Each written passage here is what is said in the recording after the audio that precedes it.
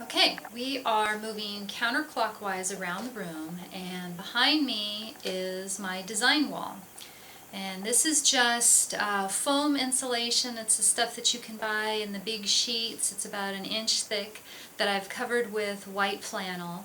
And we've attached that to the wall. There's two panels, so it's just basically a giant pin board that I can pin anything up onto.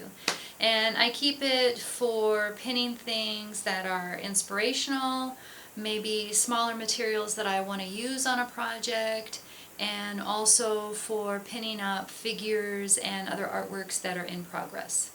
So right now I've got a variety of figures. You can see they're behind me. They don't have their heads, but all the bodies are ready to go.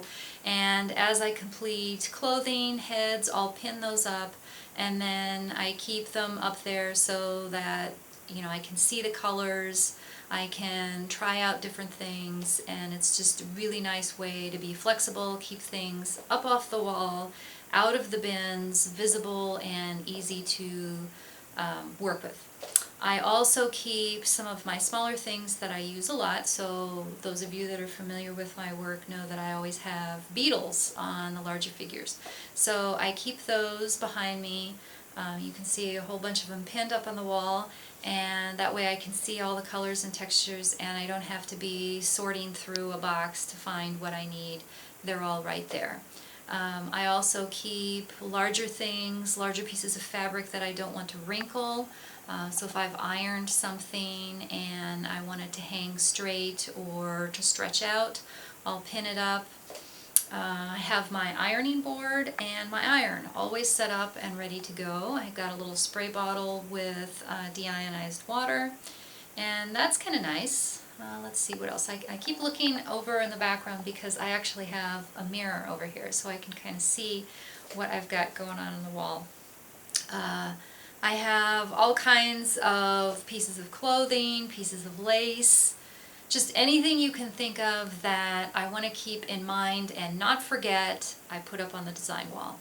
When I'm quilting, I do clear all of this out. So you can see that I've got like a big rectangle of string, and when I make quilts, that's generally the size that I make the quilt. And so I'll pin up my blocks up there, and that's nice to try things out and know that I'm within the size. And the other big thing that I use this design wall for is all the photography of my figures.